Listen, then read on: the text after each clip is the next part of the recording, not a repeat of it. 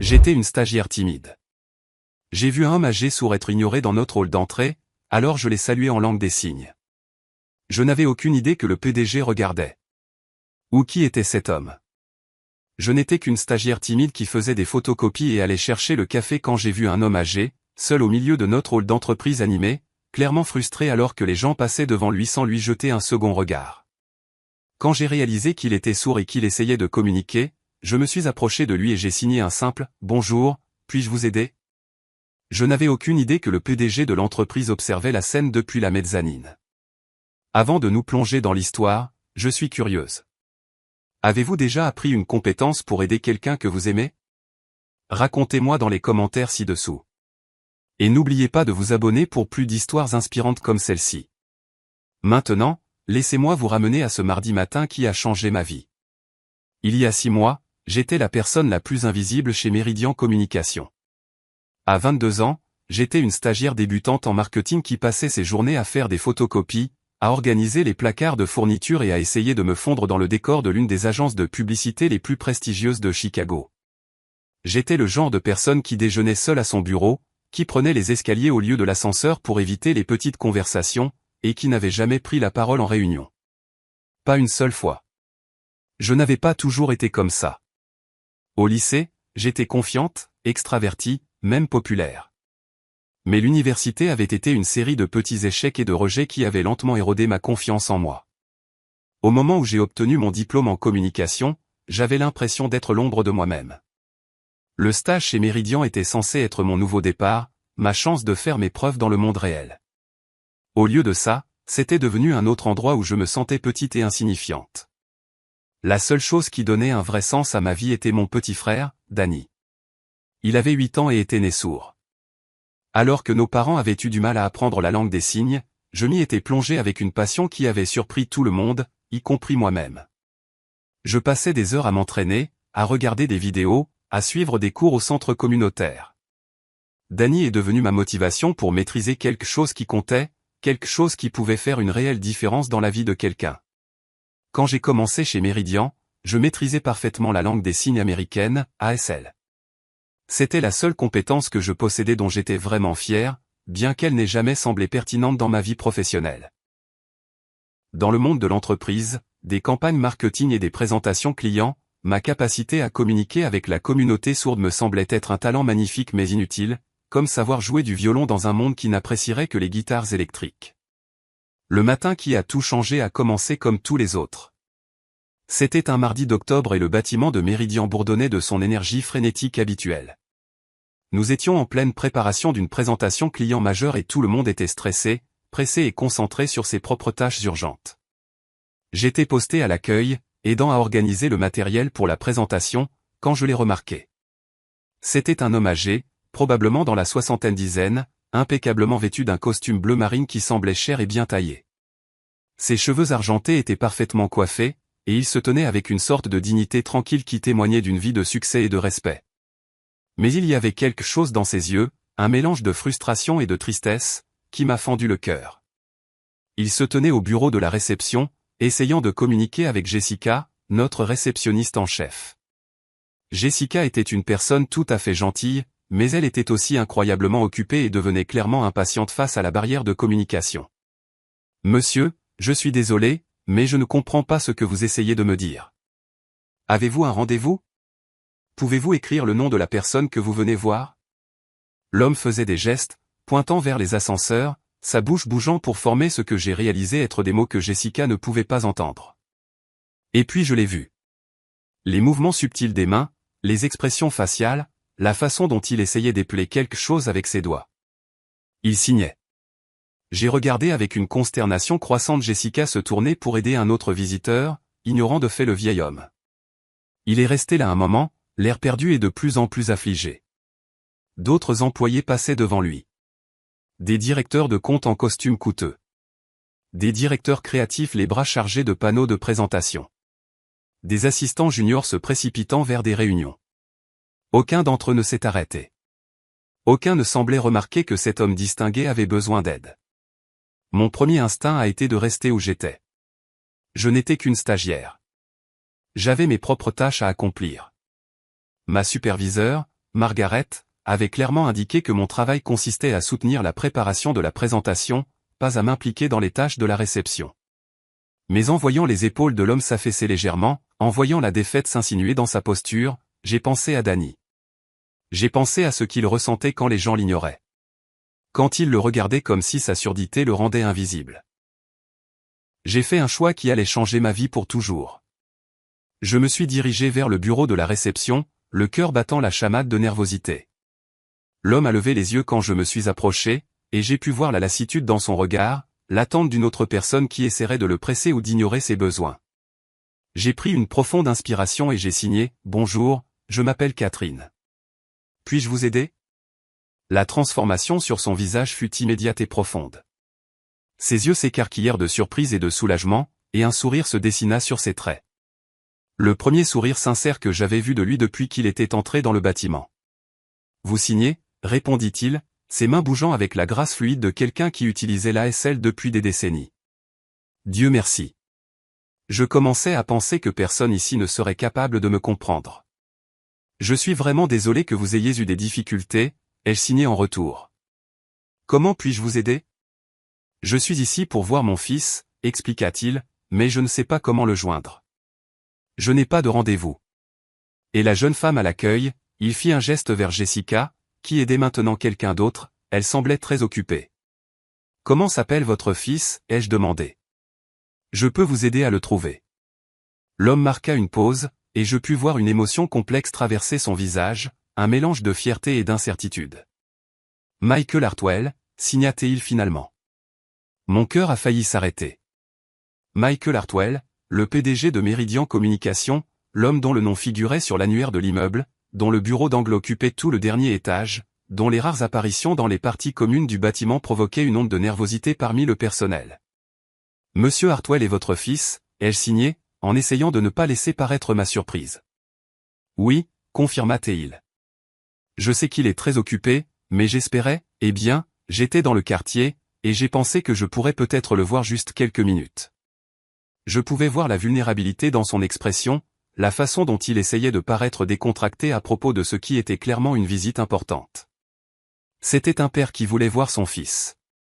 Et j'ai réalisé, avec un sentiment de tristesse grandissant, qu'il ne se sentait probablement pas tout à fait le bienvenu sur le lieu de travail de son propre fils. Bien sûr, ai-je signé.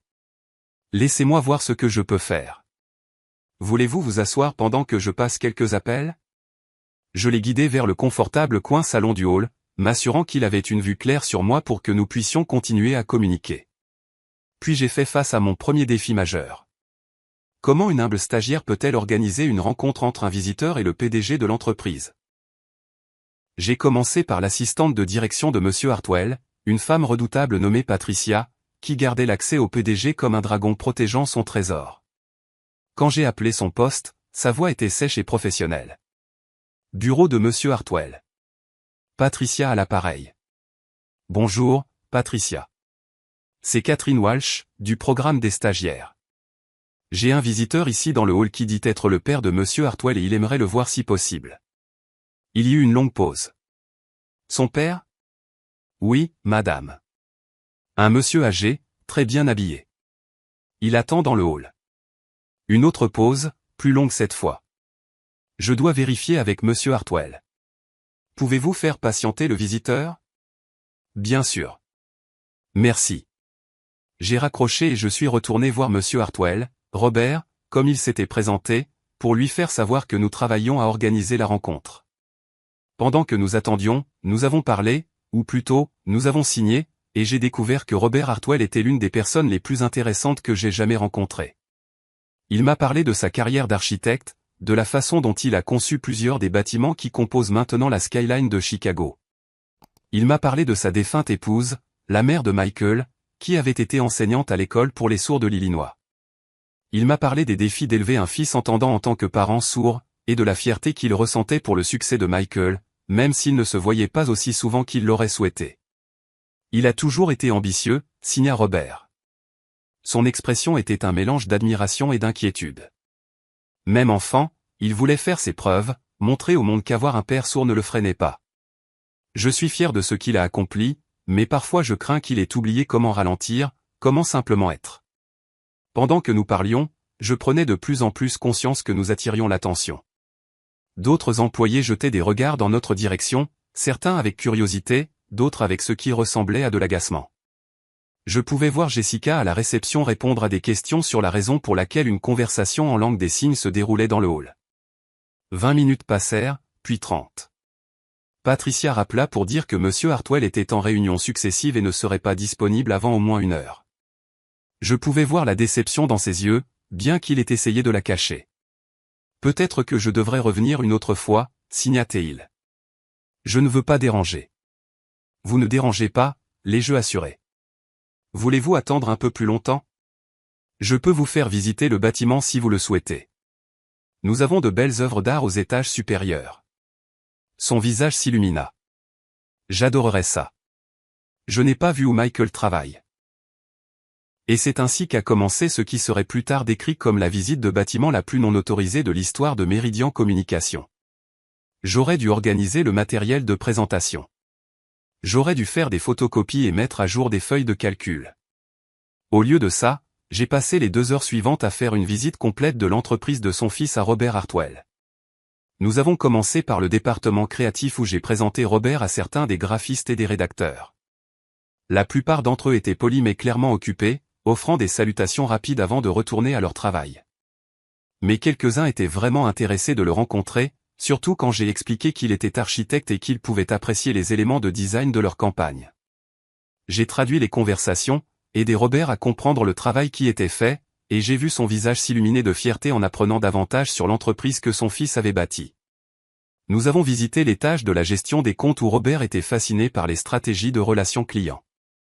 Nous nous sommes même arrêtés à la salle de pause où il a partagé des histoires sur les cafés qu'il fréquentait dans sa jeunesse. Tout au long de la visite, j'étais parfaitement consciente que je négligeais mes tâches assignées. Mon téléphone vibrait avec des SMS de plus en plus urgents de Margaret, ma superviseure, me demandant où j'étais et me rappelant les tâches que j'étais censé accomplir. Mais chaque fois que je regardais le visage de Robert, que je voyais la joie et l'intérêt dans ses yeux alors qu'il découvrait le monde de son fils, je ne pouvais pas me résoudre à écourter la visite. C'est lors de notre visite au département d'analyse marketing que je l'ai remarqué pour la première fois.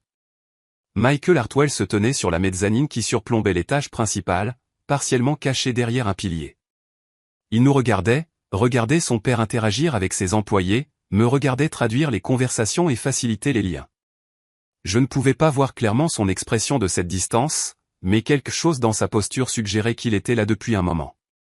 Mon cœur s'est mis à battre la chamade. Le PDG me regardait faire une visite non autorisée alors que j'étais censé travailler sur le matériel de présentation.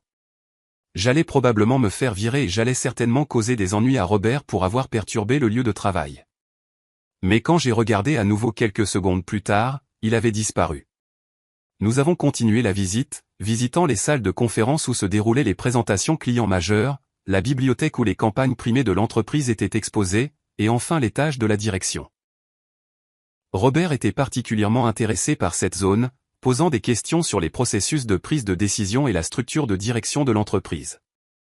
Michael a construit tout ça, signa-t-il, regardant autour de la suite de direction élégante avec ses boiseries polies et ses œuvres d'art originales. C'est exact, ai-je confirmé. L'entreprise a énormément grandi sous sa direction. Tout le monde ici a beaucoup de respect pour lui. Robert hocha la tête. Mais je pouvais voir quelque chose de mélancolique dans son expression.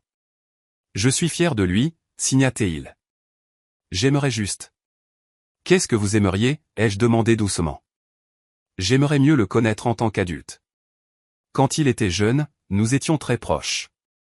Mais en grandissant, surtout après la mort de sa mère, il a semblé sentir qu'il devait s'occuper de tout lui-même. Il a cessé de demander de l'aide, a cessé de partager ses problèmes avec moi. Je pense qu'il pensait que ma surdité me rendait fragile, qu'il devait me protéger de ses soucis. Mon cœur se serra pour eux deux. Pour Robert, qui aimait clairement son fils profondément, mais se sentait exclu de sa vie. Et pour Michael, qui avait probablement essayé d'être fort et indépendant, mais avait par inadvertance créé une distance entre eux. Il était près de 15 heures lorsque nous sommes finalement retournés dans le hall. L'heure de la réunion prévue pour Robert était passée depuis longtemps, et je pouvais voir qu'il commençait à accepter qu'il ne verrait pas son fils aujourd'hui. Merci, Catherine, signa-t-il, ses mains bougeant avec une gratitude sincère. C'était merveilleux. J'ai l'impression de beaucoup mieux comprendre le monde de Michael maintenant, et j'ai apprécié de faire votre connaissance. Vous me rappelez ma défunte épouse. Elle avait le même cœur bon, la même façon de faire en sorte que les gens se sentent vus et valorisés. Ce fut un plaisir, ai-je signé en retour. Et je le pensais. Malgré l'anxiété que je ressentais d'avoir négligé mes obligations professionnelles, l'après-midi avait été l'un des plus significatifs que j'ai vécu depuis mon arrivée chez Meridian. Alors que Robert se préparait à partir, j'ai vu Margaret s'approcher de l'autre côté du hall. Le visage de ma superviseure était un masque de colère à peine contenu, et je savais que j'allais devoir faire face aux conséquences de mes choix. « Catherine, dit Margaret, sa voix assez tranchante pour couper du verre. Je dois vous parler, maintenant. » Je me suis tourné vers Robert pour lui expliquer que je devais y aller, mais avant que je puisse signer quoi que ce soit, une voix derrière moi dit, « En fait, Margaret, c'est moi qui dois d'abord parler à mademoiselle Walsh. » Je me suis retourné et me suis retrouvé face à face avec Michael Hartwell lui-même. Il était grand, probablement au début de la cinquantaine, avec les mêmes yeux intelligents que son père, et un air d'autorité tranquille qui expliquait clairement pourquoi il réussissait en affaires. Mais il y avait autre chose dans son expression, quelque chose qui ressemblait à une émotion soigneusement contenue. « Monsieur Hartwell » balbutia Margaret, clairement aussi surprise que moi. J'allais justement discuter de l'absence de mademoiselle Walsh de ses tâches assignées aujourd'hui. Elle était censée aider mon père, dit Michael calmement, ses yeux ne quittant jamais mon visage, ce qu'elle a fait à merveille, d'après ce que j'ai observé. Le hall sembla devenir silencieux autour de nous. La bouche de Margaret s'ouvrit et se ferma sans un son. Robert regardait alternativement son fils et moi avec une compréhension et une joie croissantes. « Papa, dit Michael, et pour la première fois, j'entendis sa voix s'adoucir. Il se tourna vers son père et commença à signer, lentement, avec une certaine maladresse, mais avec un effort et un soin évident. « Je suis désolé de t'avoir fait attendre. Je ne savais pas que tu étais là avant. » Il marqua une pause, me regardant, puis continua à signer, avant de te voir avec Catherine. Je vous ai observés tous les deux pendant la dernière heure. Je ne t'ai pas vu aussi heureux depuis des années. Le visage de Robert rayonnait de joie et de surprise. Tu as appris à signer? J'ai essayé, admit Michael, ses mains bougeant avec plus d'assurance maintenant. J'aurais dû le faire il y a des années. J'aurais dû faire plus d'efforts pour communiquer avec toi dans ta langue au lieu de toujours attendre que tu t'adaptes à la mienne. Père et fils s'étreignirent alors, là, au milieu du hall animé, et je sentis des larmes me monter aux yeux. Autour de nous, l'agitation habituelle du bureau avait ralenti, les gens s'arrêtant pour assister à cette réunion inattendue. Quand ils se séparèrent, Michael se tourna de nouveau vers moi. « Mademoiselle Walsh, pourrais-je vous parler dans mon bureau? Il y a certaines choses dont j'aimerais discuter. » Mon cœur battait à tout rompre alors que je suivais Michael Hartwell jusqu'à l'ascenseur, avec Robert marchant à nos côtés. Margaret avait disparu, probablement pour digérer ce qui venait de se passer et comprendre comment gérer le fait que sa stagiaire venait d'être personnellement sollicitée par le PDG. L'ascenseur de la direction était silencieux, à l'exception du doux bourdonnement des machines. Je n'arrêtais pas de jeter des regards à Robert, qui était pratiquement rayonnant de bonheur, et à Michael, dont l'expression était illisible mais intense. Le bureau de Michael était tout ce que j'avais imaginé et plus encore. Des fenêtres du sol au plafond avec une vue à couper le souffle sur la skyline de Chicago, des meubles élégants qui coûtaient probablement plus que mon salaire annuel, et des murs tapissés de prix et de photographies documentant le succès de l'entreprise. Mais ce qui m'a le plus frappé, c'est à quel point il semblait impersonnel, à quel point peu de Michael lui-même était visible dans cet espace. « Asseyez-vous, s'il vous plaît, dit Michael, en désignant les chaises devant son bureau. Robert et moi nous sommes assis et Michael a pris la chaise à côté de son père plutôt que derrière son bureau. Un petit geste qui a en quelque sorte rendu la conversation plus personnelle. « Mademoiselle Walsh, commença Michael, je vous dois des excuses et une explication. » Je le regardais, confuse. « Des excuses, monsieur ? C'est moi qui devrais m'excuser. Je sais que j'étais censé travailler sur le matériel de présentation et au lieu de ça, j'ai... » Il leva une main pour m'arrêter. « Vous avez fait exactement ce que vous auriez dû faire, ce que j'aimerais que plus de mes employés fassent. » Il fit une pause, regardant son père avec une expression qui était à la fois amour et regret. Mon père a visité ce bureau exactement 3 fois au cours des 10 années depuis que je suis devenu PDG. Chaque fois, il a été traité comme un inconvénient, une perturbation du travail important qui se déroule ici. Chaque fois, j'ai regardé de loin mes propres employés, des gens que je paie, des gens qui représentent mon entreprise, le faire se sentir mal à l'aise sur le lieu de travail de son propre fils. Robert tendit la main et toucha le bras de son fils, signant quelque chose que je ne pus pas tout à fait saisir. Michael hocha la tête et continua. Aujourd'hui, c'était différent. Aujourd'hui, j'ai vu une stagiaire de 22 ans abandonner ses tâches assignées pour passer 3 heures à faire en sorte que mon père se sente valorisé, respecté et inclus. Je l'ai vu traduire des conversations, faciliter des liens, et le traiter non pas comme un fardeau ou un obstacle, mais comme un invité d'honneur. Sa voix s'épaissit d'émotion. Je l'ai vu lui donner quelque chose que je ne lui ai pas donné depuis des années, le sentiment qu'il a sa place dans mon monde. Je sentis des larmes monter à mes yeux. Monsieur Hartwell, J'ai un frère plus jeune qui est sourd et je sais ce que l'on ressent quand les gens l'ignorent ou le traitent comme s'il était invisible. Je ne pouvais pas supporter de voir cela arriver à votre père. Et c'est exactement pour ça, dit-il, que je dois vous parler de votre avenir ici. Mon cœur se serra. Ça y est. Le licenciement en douceur. Je comprends si vous devez me laisser partir, dis-je doucement. Je sais que je n'ai pas fait mon travail assigné aujourd'hui. Michael parut sincèrement surpris. Vous laissez partir? Mademoiselle Walsh, je veux vous offrir un emploi. Un vrai travail, pas un stage. Je le fixais, certaine d'avoir mal entendu. Pardon, quoi? Ce dont j'ai été témoin aujourd'hui m'a montré quelque chose qui manquait à cette entreprise. Un véritable engagement envers l'inclusion et l'accessibilité. Nous parlons de diversité et d'inclusion dans notre déclaration de mission. Nous avons des politiques dans notre manuel de l'employé, mais nous ne le vivons pas. Nous ne l'incarnons pas. Je veux changer cela, et je veux que vous m'aidiez à le faire. Robert rayonnait, signant rapidement à son fils. Michael sourit et signa en retour, puis se tourna vers moi. Je crée un nouveau poste, directrice de l'accessibilité et de l'inclusion. Votre travail consisterait à vous assurer que Meridian Communication est vraiment accessible à tous, employés, clients et visiteurs. Vous développeriez des programmes de formation, créeriez des politiques et serviriez de porte-parole pour les personnes qui pourraient autrement être négligées ou exclues. Vous me rendriez compte directement. J'étais étourdi. Monsieur Hartwell, je ne suis qu'une stagiaire. Je n'ai pas d'expérience en ressources humaines ou en élaboration de politique. Je n'ai même pas encore mon diplôme. Je termine encore mon dernier semestre. Vous avez quelque chose de plus précieux que l'expérience. Vous avez de l'empathie. Vous avez la capacité de voir les gens comme des individus plutôt que comme des inconvénients. Et vous avez un ensemble de compétences qui pourraient transformer le fonctionnement de cette entreprise. Il fit une pause. Le poste serait assorti d'un salaire substantiel, de tous les avantages sociaux et de l'autorité nécessaires pour mettre en œuvre un réel changement. Je regardai Robert, qui vibrait pratiquement d'excitation, puis de nouveau Michael. Je ne sais pas quoi dire. Dites que vous y réfléchirez, suggéra Michael. Prenez le week-end. Mais j'espère que vous direz oui. Cette entreprise a besoin de quelqu'un comme vous. J'ai besoin de quelqu'un comme vous. Le reste de la réunion fut un tourbillon de détails sur le poste, de discussions sur le salaire et les avantages qui me firent tourner la tête, et de planification des changements culturels qui devraient avoir lieu dans toute l'organisation. Au moment où j'ai quitté le bureau de Michael, ma vie entière avait été bouleversée.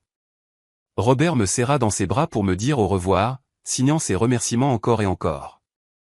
Vous m'avez rendu mon fils, me dit-il. Et vous lui avez donné quelque chose dont il ne savait même pas qu'il manquait. Michael nous a accompagnés jusqu'à l'ascenseur et, alors que les portes se fermaient, il a dit, Catherine, merci de l'avoir vu, d'avoir vu ce qui était important. Je suis rentré chez moi ce soir-là et j'ai appelé mes parents, puis Danny, en essayant d'expliquer ce qui s'était passé. Danny était le plus excité de tous. Tu vas aider d'autres personnes sourdes au travail, signa-t-il lorsque je l'ai appelé en vidéo. C'est trop cool. Tu vas être comme une super-héroïne pour les gens comme moi. Son enthousiasme était contagieux. Et le lundi matin, je savais quelle serait ma réponse.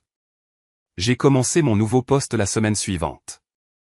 Ma première tâche a été de réaliser un audit d'accessibilité de l'ensemble du bâtiment et de toutes les politiques de l'entreprise. Ce que j'ai trouvé était à la fois décevant et motivant. Meridian Communication, comme de nombreuses entreprises, fonctionnaient avec de bonnes intentions, mais peu de compréhension réelle de ce que signifiait vraiment l'inclusion. Au cours des 6 mois suivants, j'ai mis en œuvre des changements radicaux. Nous avons installé des systèmes d'alerte visuelle dans tout le bâtiment. Nous avons fait appel à des interprètes en ASL pour toutes les réunions et événements de l'entreprise. Nous avons créé des directives d'accessibilité pour tous les supports marketing et les présentations clients.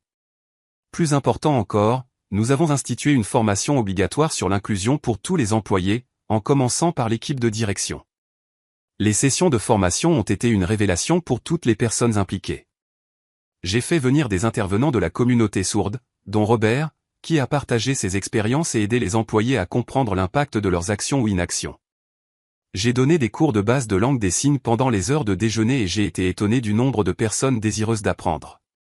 Margaret, mon ancienne superviseure, était l'une de mes élèves les plus enthousiastes. Je n'arrête pas de penser à ce jour-là, m'a-t-elle dit après l'une de nos sessions de formation.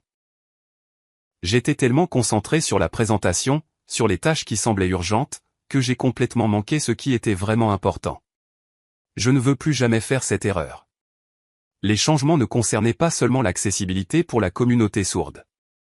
Nous avons étendu nos efforts pour inclure des aménagements pour les employés et les visiteurs ayant des difficultés de mobilité, des déficiences visuelles et d'autres handicaps. Nous nous sommes associés à des organisations locales pour nous assurer que nos pratiques d'embauche étaient véritablement inclusives. Nous avons même repensé notre site web et nos supports marketing pour les rendre plus accessibles. Mais le changement le plus significatif a été culturel. L'entreprise qui s'était autrefois concentrée uniquement sur l'efficacité et la productivité a commencé à valoriser l'empathie et l'inclusion comme des principes fondamentaux de son activité. Les employés ont commencé à veiller les uns sur les autres comme jamais auparavant. Le hall qui avait été un lieu où les visiteurs comme Robert étaient ignorés est devenu un espace accueillant où tout le monde était traité avec dignité et respect. 6 mois après ce mardi qui a changé ma vie, Meridian Communication a remporté un prix national pour l'inclusion en milieu de travail. Lors de la cérémonie, Michael m'a demandé d'accepter le prix au nom de l'entreprise. Cette reconnaissance revient à tous ceux chez Meridian qui ont embrassé le changement et ont choisi de voir l'inclusion non pas comme un fardeau mais comme une opportunité de devenir meilleur, ai-je dit dans mon discours de remerciement. Mais surtout, elle revient à un homme sage qui m'a appris que la compétence professionnelle la plus importante n'est pas de savoir comment conclure une affaire ou gérer un budget. C'est de savoir voir l'humanité en chaque personne que l'on rencontre. Dans le public, Robert rayonnait de fierté, applaudissant en signant. À côté de lui, Michael souriait aussi, et je pouvais voir que la relation entre le père et le fils avait été transformée. Ils déjeunaient ensemble tous les vendredis maintenant, et Michael était devenu suffisamment à l'aise en ASL pour avoir de vraies conversations avec son père sur tout, de la stratégie d'entreprise aux souvenirs de famille. La stagiaire timide qui s'était sentie invisible avait trouvé sa voie en aidant les autres à trouver la leur. Et dans le processus, j'ai appris que parfois, la chose la plus puissante que vous puissiez faire est simplement de remarquer quelqu'un qui est négligé et de choisir de le voir, de vraiment le voir, comme l'être humain de valeur qu'il est. Mon petit frère Danny visitait régulièrement le bureau maintenant, et le voir interagir avec confiance avec des employés qui avaient appris à signer juste pour lui ne manquait jamais de m'émouvoir. Il avait raison. J'étais devenue une sorte de super-héroïne. Pas du genre à porter une cape, mais du genre qui se bat pour un monde où tout le monde a sa place, où tout le monde est vu, où tout le monde compte. Le plus beau, c'est que tout avait commencé par un simple bonjour signé à un homme seul dans un hall animé. Parfois, les plus petits gestes créent les plus grands changements. Parfois, il suffit d'une seule personne prête à s'arrêter, à remarquer, à se soucier. Et parfois, lorsque vous êtes assez courageux pour tendre la main à quelqu'un qui a été oublié, vous découvrez que vous ne changez pas seulement son monde, vous changez aussi le vôtre. Une histoire absolument magnifique sur la façon dont un simple acte d'inclusion peut transformer des vies et des organisations entières. Que pensez-vous de la décision de Catherine d'abandonner ses tâches assignées pour aider Robert? Dites-nous ce que vous en pensez dans les commentaires ci-dessous. Si vous avez été inspiré par cette incroyable histoire de compassion et de changement, veuillez montrer votre soutien en cliquant sur le bouton j'aime et n'oubliez pas de vous abonner pour plus d'histoires édifiantes qui célèbrent le pouvoir de la bonté humaine. N'oubliez pas de cliquer sur la cloche de notification pour ne jamais manquer une nouvelle vidéo. Merci d'avoir regardé et à la prochaine.